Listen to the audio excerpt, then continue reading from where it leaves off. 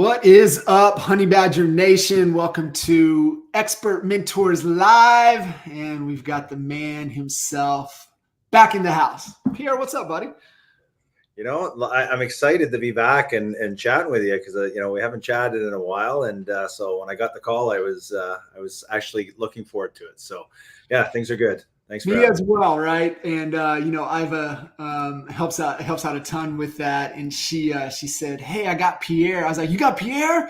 I just almost give her a standing ovation. I was like, "Good job, that's awesome." So good to have you back on, brother, man. You look amazing. I know we were talking about that before we went live here, and man, I would love for you to kind of share that journey that you've gone on over the last year and a half. Yeah, a year and a half. It was funny because I'm going to say maybe 2 years ago, we were at a build conference in Dallas, and Brent Gove, had Gary Brecka in the speak from 10X Health. And I know that, after that conference, everybody was just buzzing about, his what he was talking about. And, sometimes you just need a slap in the side of the head to say, hey, you better get your shit together. Right. And I had a couple of doctors tell me that, I needed to change some things in my life, or else, I wouldn't be around long enough to see my grandchildren. So when I heard Gary Brecka speak, I was like, okay, this is what I need, right? This is kind of, and I'll tell you this, in the US, you guys are different than in Canada. Like in Canada, if you're sick, they'll fix you, right? They'll give you medicine and they'll just prescribe you stuff and they'll just fix what's there, but they're not necessarily about preventive, whereas in the US, if you're willing to pay, you can get healthy and you can do the testing and you can see where you're at. So I did the testing that he had, and they came back, and I honestly thought that they were just trying to sell me a lot of product. And I was kind of turned off because it was so bad. Like my results came back so bad.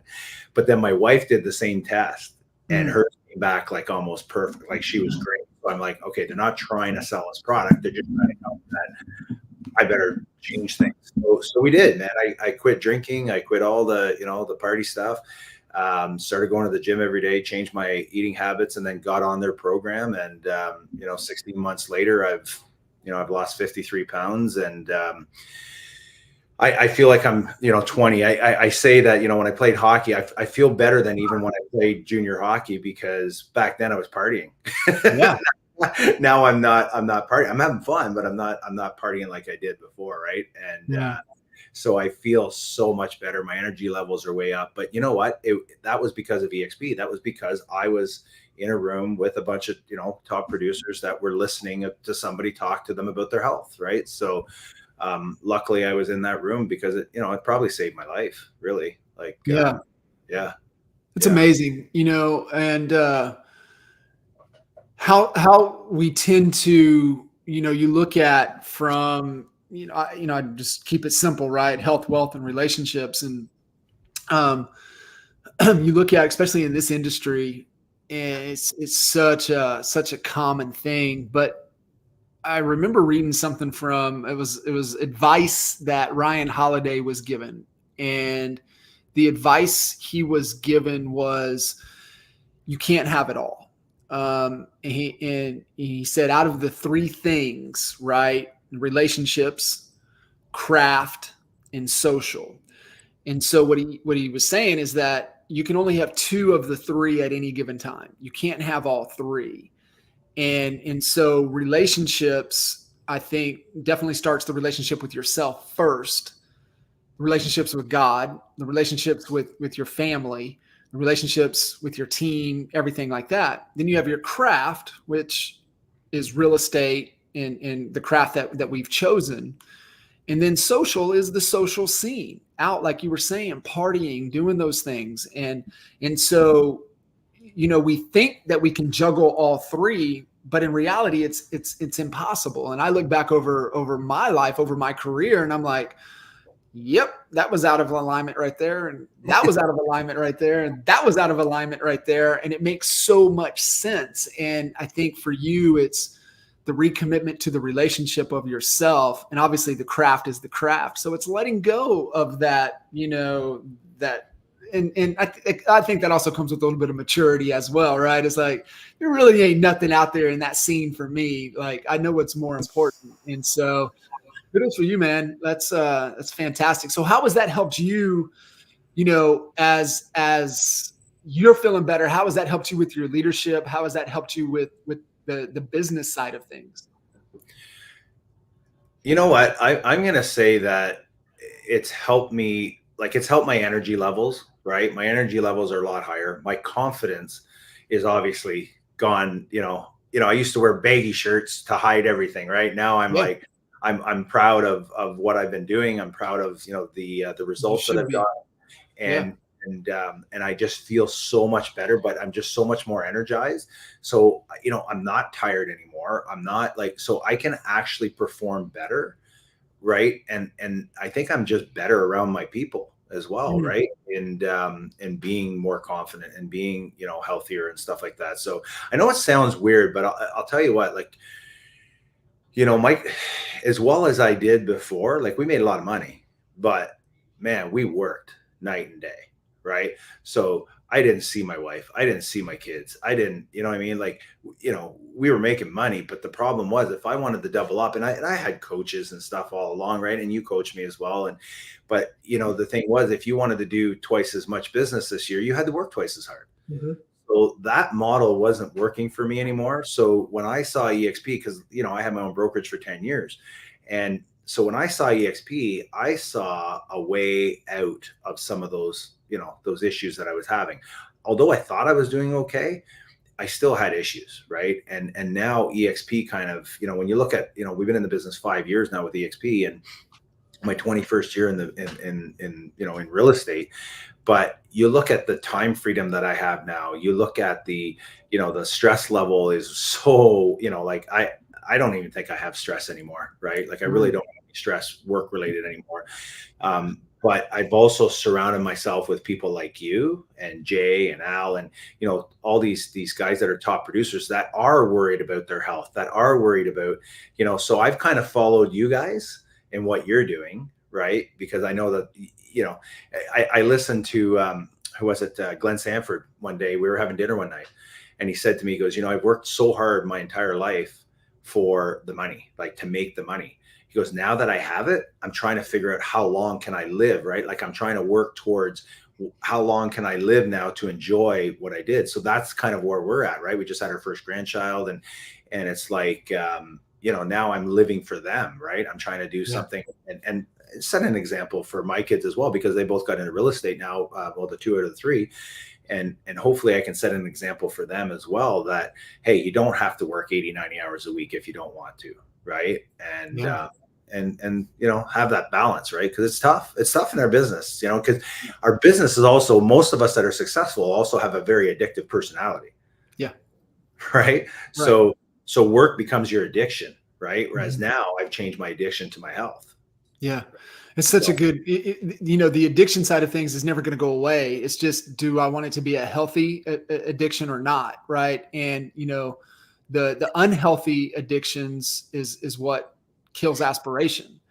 And, we aspire to be so much better, and especially getting into this business, right? We set these massive goals that we have, right? And, we're here and we're going to work towards there. And, just the grind and falling into those wrong addictions will bring that bring that vision down to, our current reality.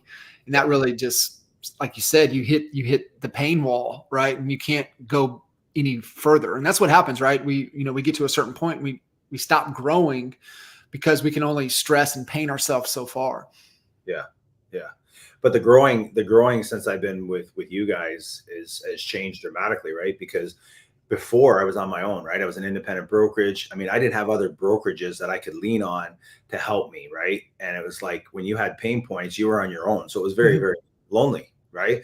And I think one of the main reasons I joined EXP was because when I got around you guys, when I went to my first event, like we weren't even in yet, but we went to meet you guys.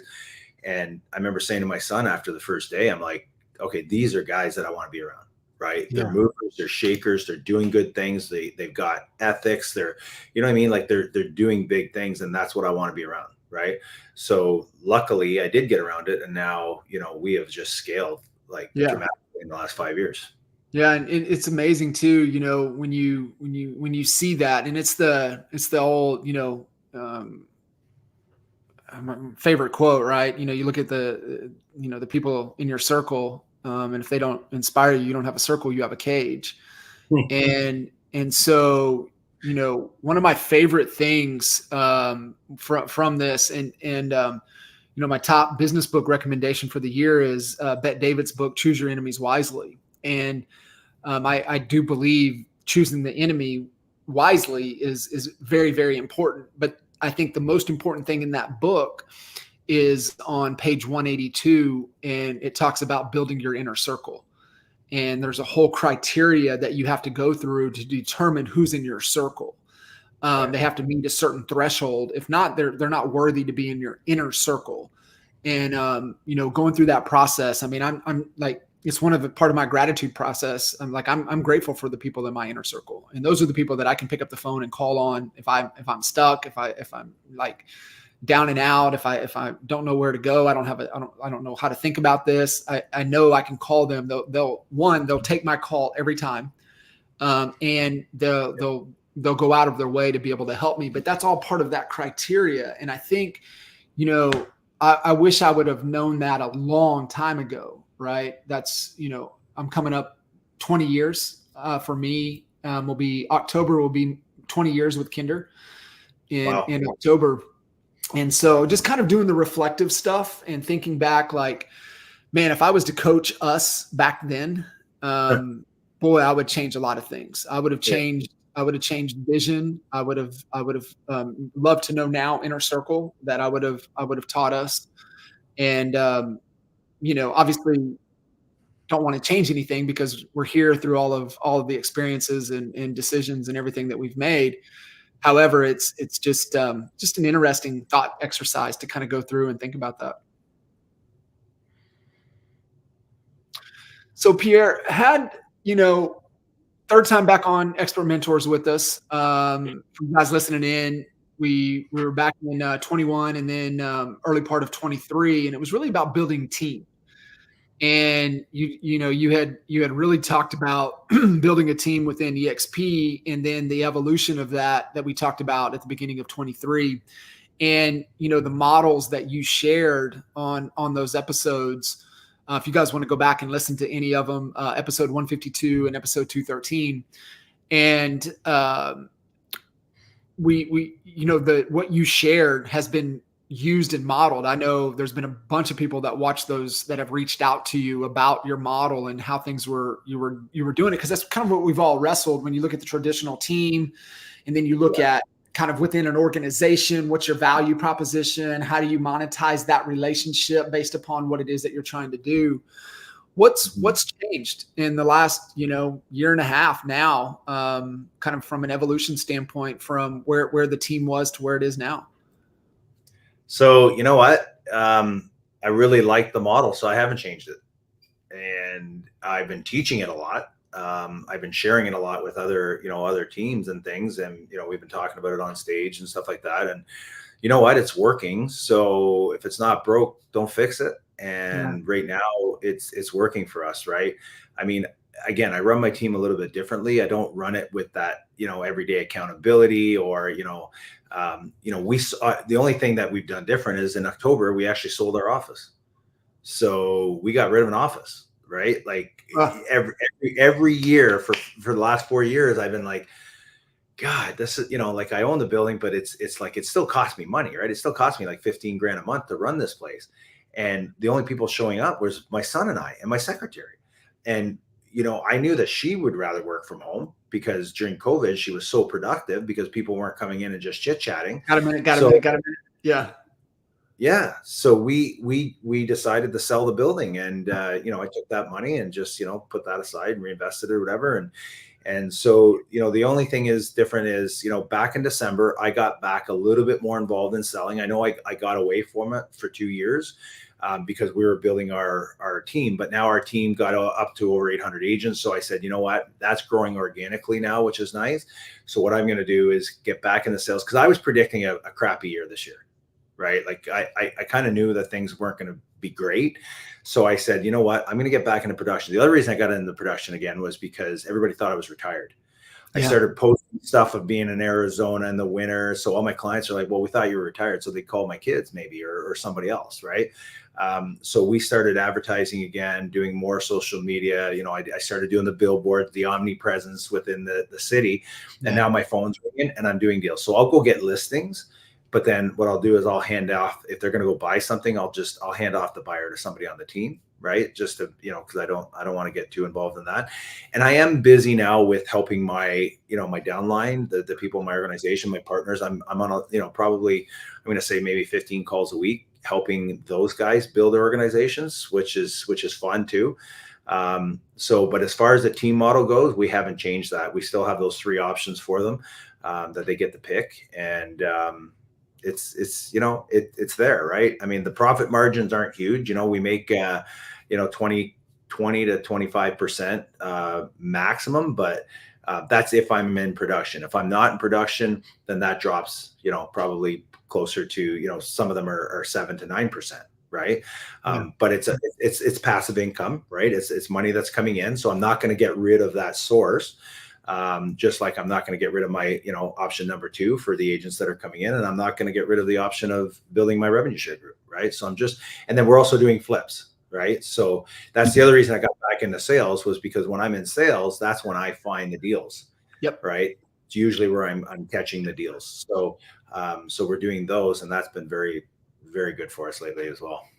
I love it. You know, I had Kyle Whistle on a couple episodes ago, and we talked about that one thing is that he looks at everything as an investment first, and he teaches his team to think the same way.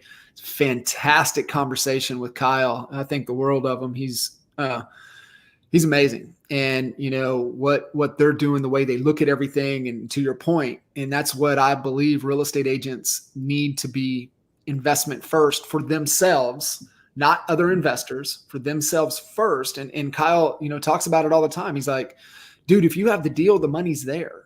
And I think a lot of agents get hung up and, you know, well, I don't have the money. I can't do this deal for myself. When he goes, the opposite is true. If you have the deal, the money's there. And he gives some great examples in that conversation. And I love that you're diving back in. And like you said, you know, you're at a point in your life right now, you're trying to be the example, and you're being the example for your team and for your kids. But back to the team structure and to the models. So can you walk us through, like, if you sat down with an agent, you know, kind of presenting what those options are to them, and then kind of walking through that, how you help them come to, you know, the decision to help what's the best path for them to choose? Yeah.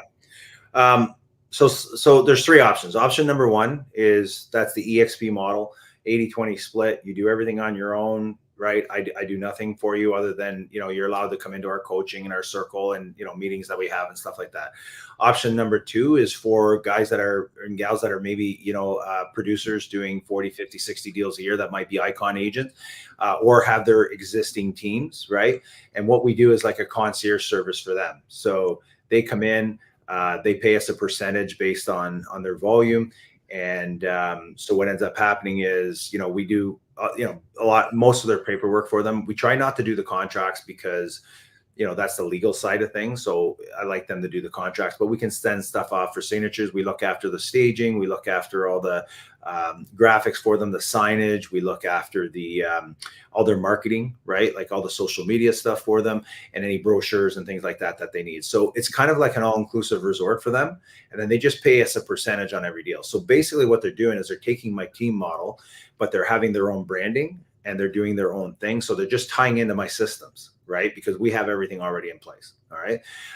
Then we have our, you know, team model, which I call it a partnership group.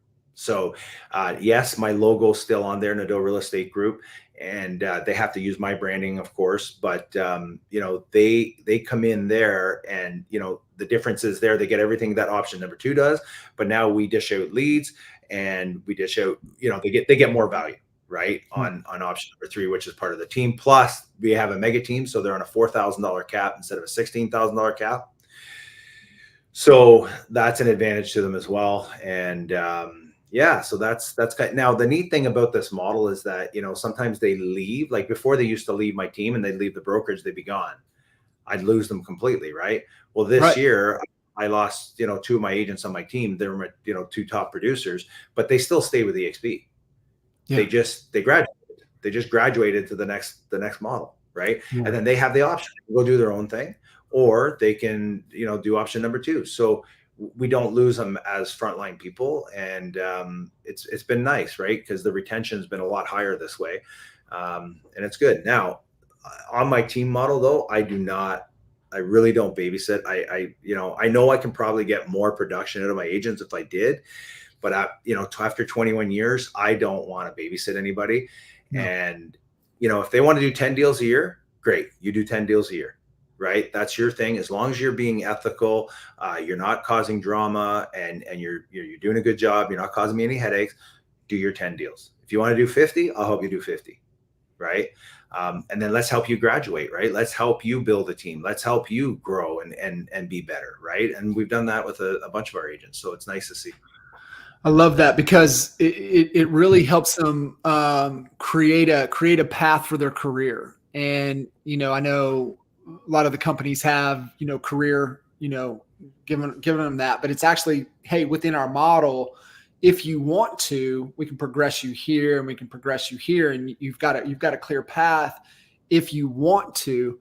And I think that's, has always been the fundamental flaw of the traditional team model, was that your talent came out the top. And that's what we loved about EXP. And, prior to EXP, our solution was partner, right? So we would partner with you in a market service area. And this was our promise of what we would do for you. So that's where we were going down that path, because we know great agents don't want to be on a team forever. They have aspirations of doing their thing, doing their own thing, building their own brand. And so our solution.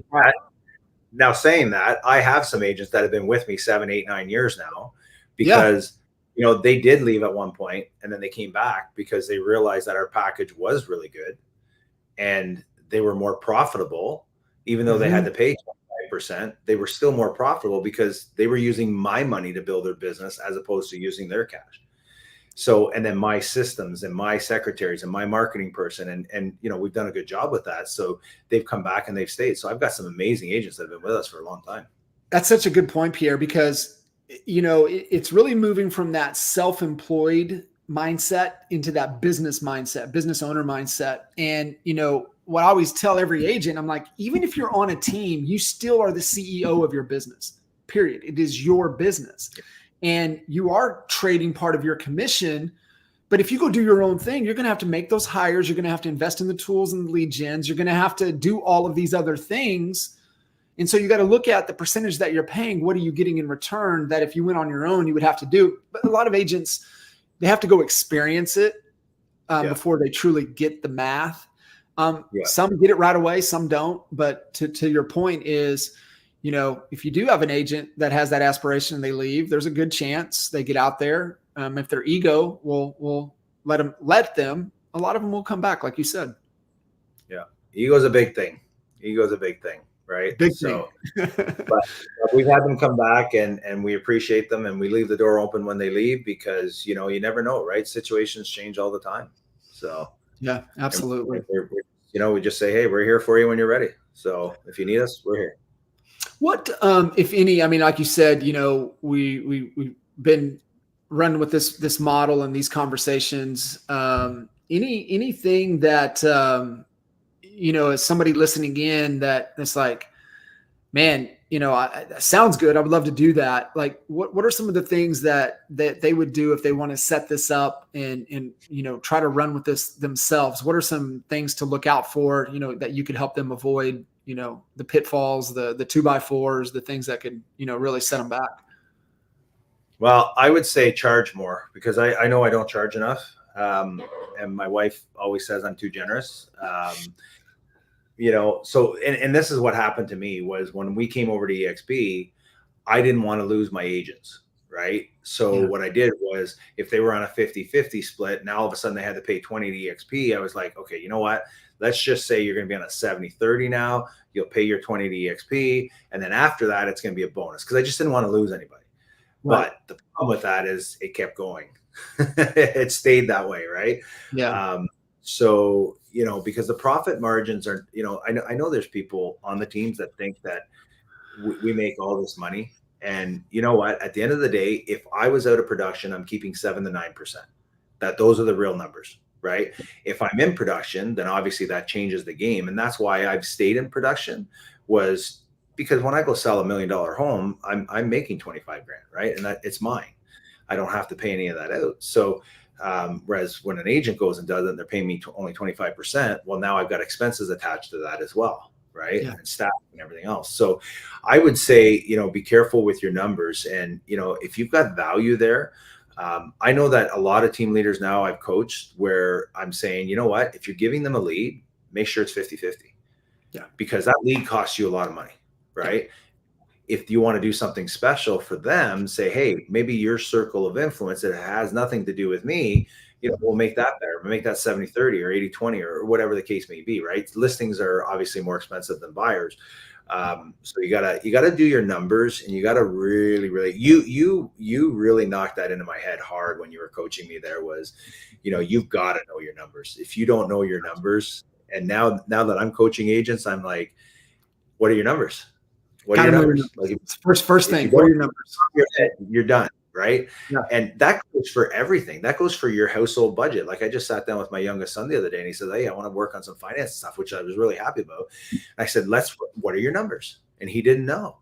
So I said, all right, let's grab a piece of paper. Let's write it down. And you know what? His expenses, what he thought his expenses were less than half of what they actually were. Mm.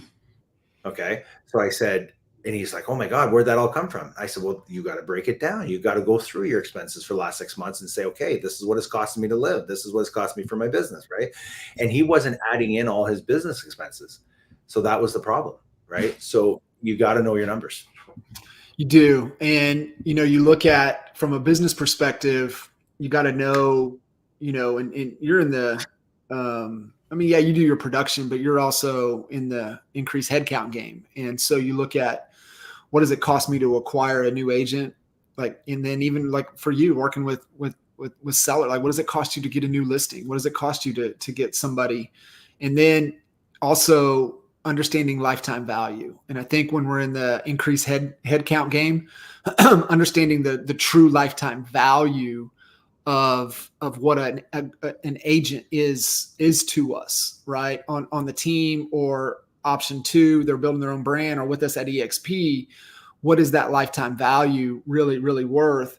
And, what we're looking for from a steady growth is that the lifetime value has to be at least 3 or 4 times greater than the cost to acquire them.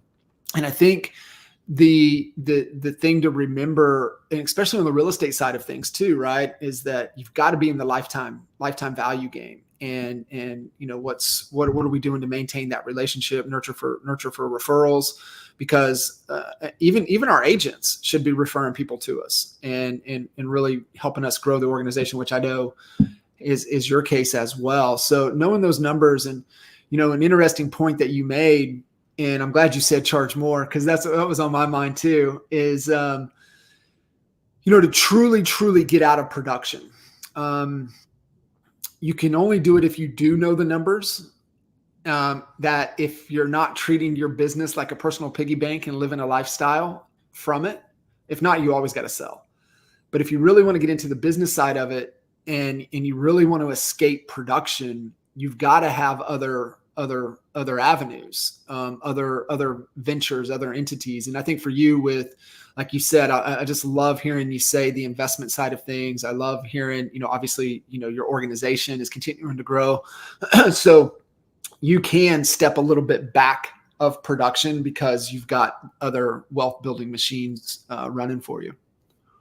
My first year at EXP, I did 123 deals myself. My team did about 300. So that's not a good ratio, right? And last year I only did 12 myself. Yeah. So yeah. I've already doubled that this year though. So I'm on fire. I'm back. Well, you have more energy, so you're good to go there.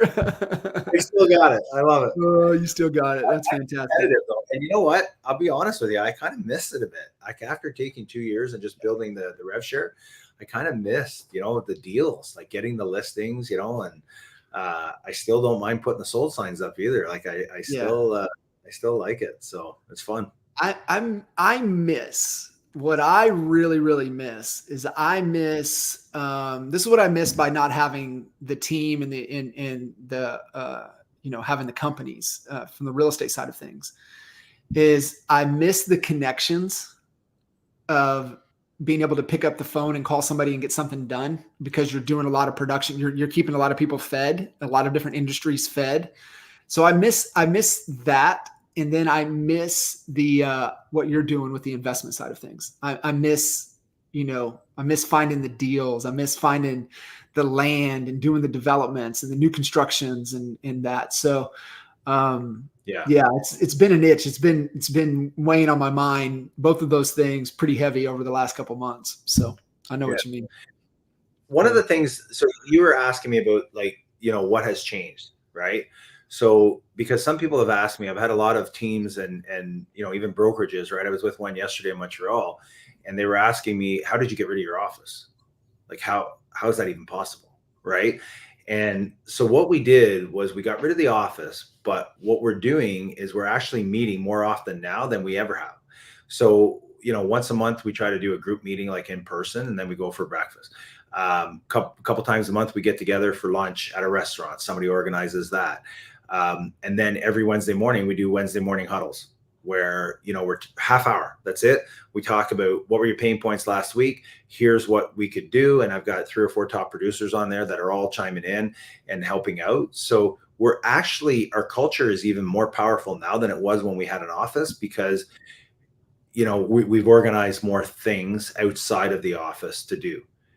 So the culture is still there. In the wintertime, we were playing pickleball every week. Right. So we had a big group of people that come out and play pickleball. Summertime, we do golf.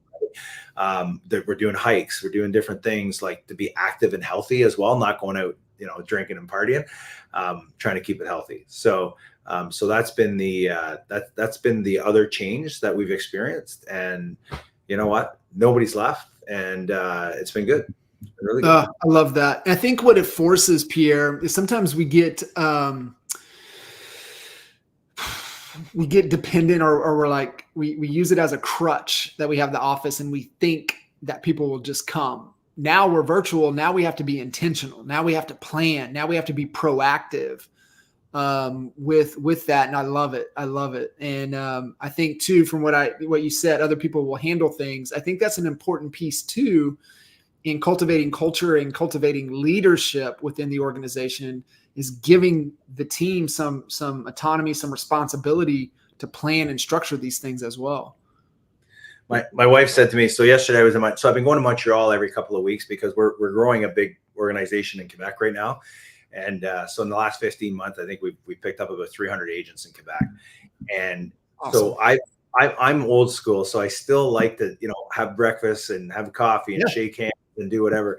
So yesterday I was off to Montreal for the whole day and I had meetings all day. And then in the afternoon, I ended up golfing with, a few of my agents and stuff. And my wife says, this is the least cloud-based brokerage I've ever seen. Like updates, right? And I said, listen, I still like meeting with people and it's not far, right? It's 2 or 3 hours down the road. And so I think building those relationships is important still, right? But I will tell you this, we had a meeting the other day in person. Just goes to show you that people don't necessarily want to meet you in person. We had 7 people at the meeting. 2 of them were my sons. 1 was my son's partner and slash, assistant or whatever.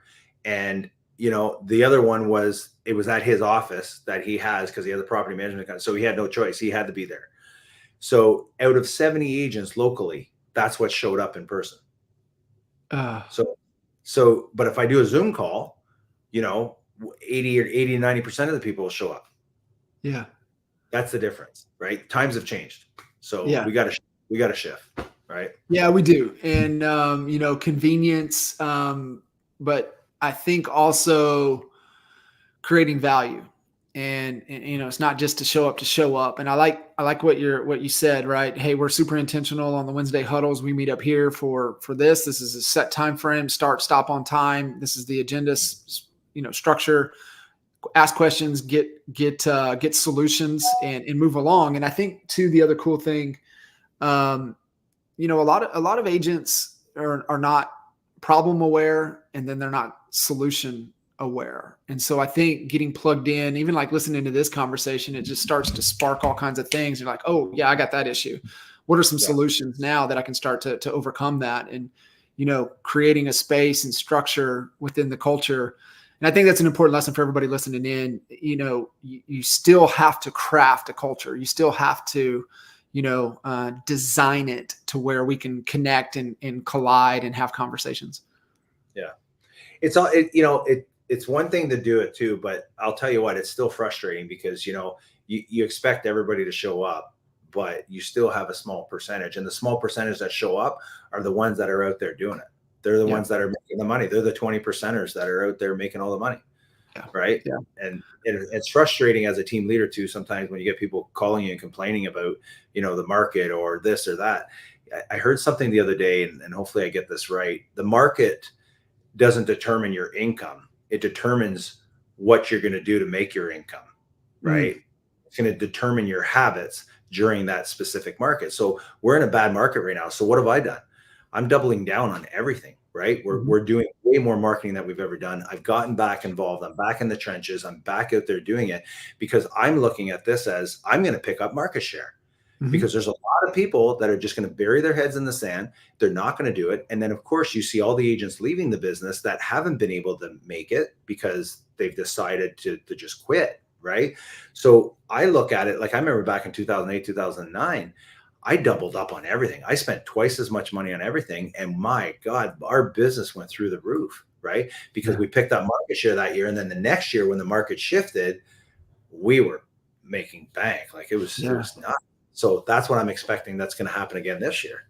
Yeah. And, you know, that conversation that we had on One Big Fire yesterday, that's what we were talking about, right? We were talking about, you know, statistically what happens in election years. And so looking at kind of statistically what's going to happen here, trend in previous election cycles, which this one's completely different.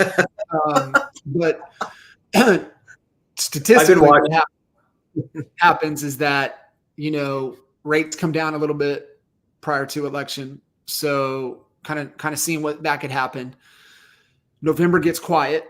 So knowing if November gets quiet, that means that's going to have an impact on January, February, and March of next year.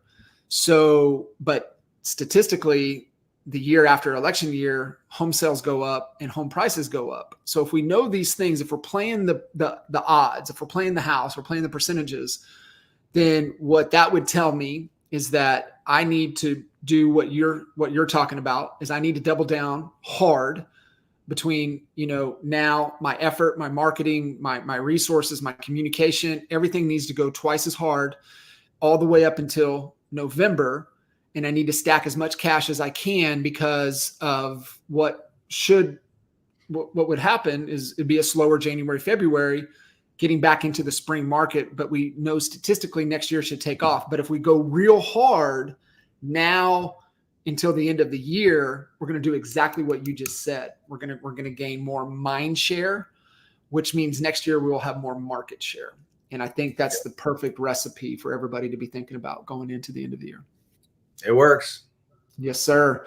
Pierre, you're amazing. You know, carving out the time, jumping in here, you know, the transformation that you've been able to do with yourself, the transformation with your business. And, you know, for you guys listening into this, make sure you guys get connected with Pierre. I do believe you have the right model, other than charge a little bit more for that one option, but your model is spot on, of what you're able to do, give, provide. You're doing the culture thing right. It's right. And I think the results are proving that. Nice.